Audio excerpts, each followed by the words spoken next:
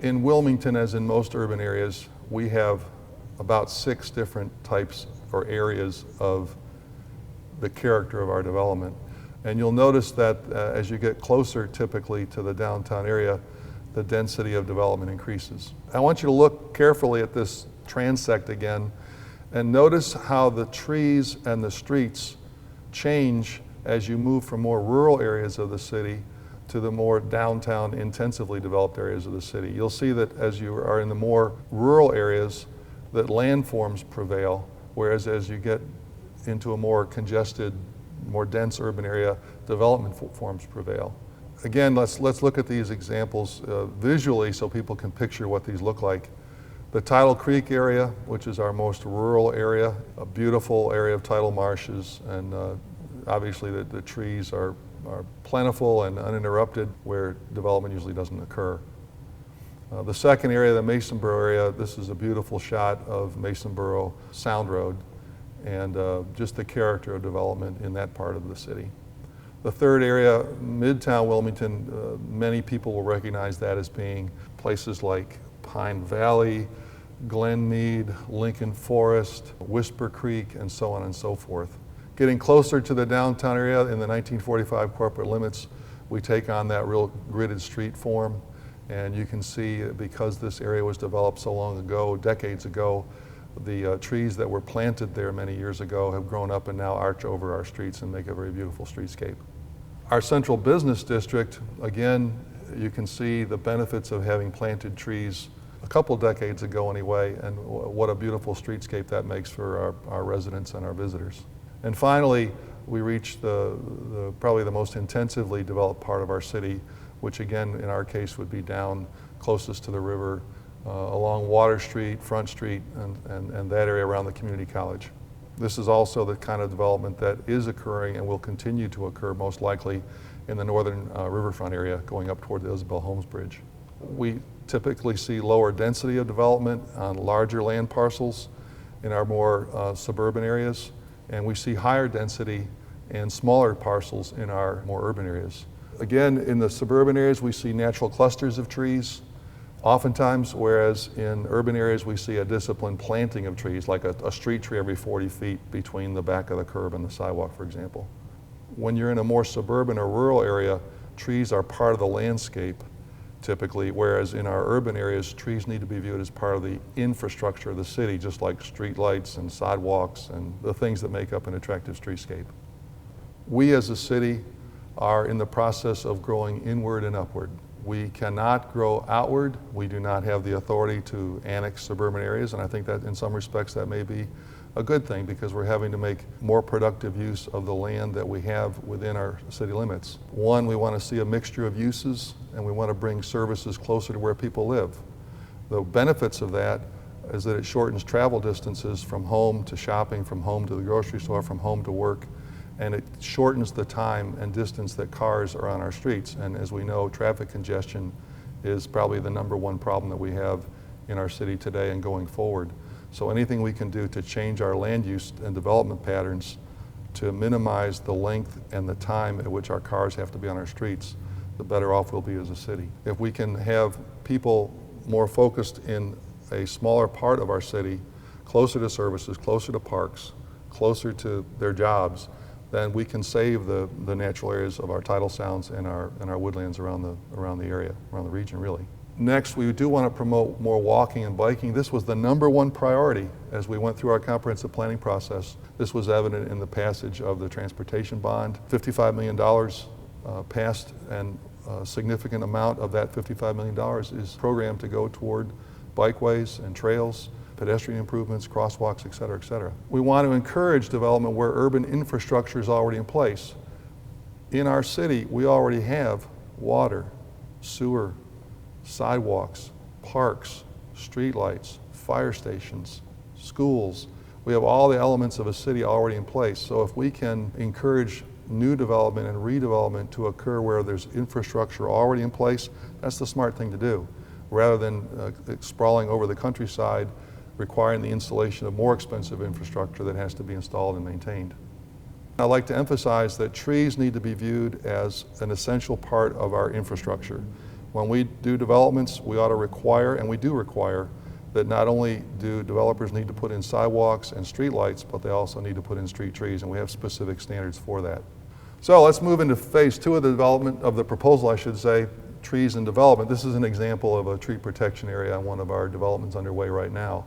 There are 2 types of trees that we seek to protect. One type of tree is, category of trees are called significant trees.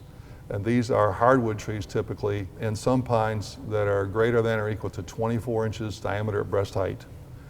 They can also be other types of pines, without getting into the details of those pines, greater than or equal to 32 inches diameter at breast height.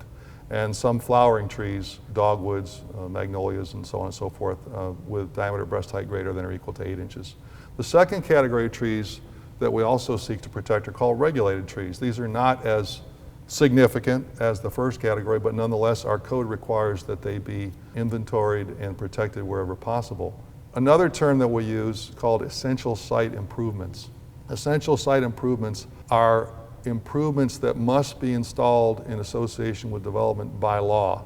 In our code, we have several areas where we require by code, by law, that trees must be either preserved or planted.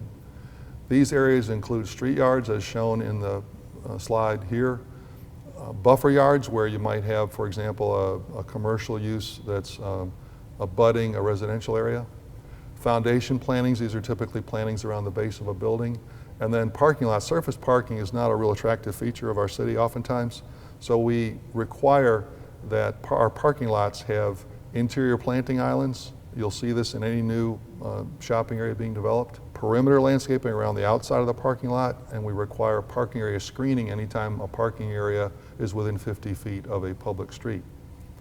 We require that any development must submit a landscape plan or they cannot get a building permit, and that landscape plan has to meet those requirements that I just mentioned. We also require any development to do a pre-development inventory of those protected trees that I mentioned, the significant trees and the regulated trees. Every tree must be identified as to its location and its species and its size on that inventory. The only exception we have to that is if there's a major cluster of trees that are going to be preserved, we don't require that detailed inventory because we know they're going to keep the whole cluster.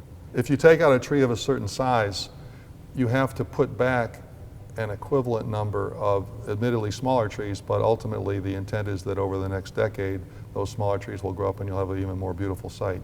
We do require a minimum of 15 trees per disturbed acre. If someone removes trees in violation of their landscape plan, there are financial penalties. If you're a single-family homeowner and you want to remove a tree from your own property, that's between you and perhaps your homeowners association, but the code does not get involved in that. This is a nice quote to remember. The best time to plant a tree is 20 years ago. The second best time is today. This is what the Barclay Commons area looked like in 1993 from an older aerial photograph. You can see Independence Boulevard intersecting with Shipyard Boulevard there in the upper right-hand corner of the slide. Now, by 2002, the area had become much more developed, and we lost quite a bit of tree cover. Now, by 2014, you can see how the tree cover was recovering, and today we have what I think to be a pretty attractive part of our city, and this is what we're going for when we do our development reviews and development approvals as we try to accommodate the growth that's coming our way. Here's another example, the George Anderson Drive area. And this is where George Anderson comes into Carolina Beach Road there in the lower left-hand corner of the slide. Again, this was an older photograph from 1993. Here's the same area in 2002 where if you'll notice, look how few the trees are in the lower half of the photo. And then look in 2014 where the area has been developed obviously for the housing that's needed, but the tree cover is better than ever. The challenge that we face in the city is we believe we have an estimated 15,000 to 20,000 trees on city maintained property, and as many as 10,000 of those trees are along city maintained streets. To address that need, the city has 6 tree trimmers. We have 3 crews of two people. And they do their best to keep after those tree trimming needs, whether the trees are getting rotten from the inside out in some instances, or there are tree branches in danger of falling on our streets.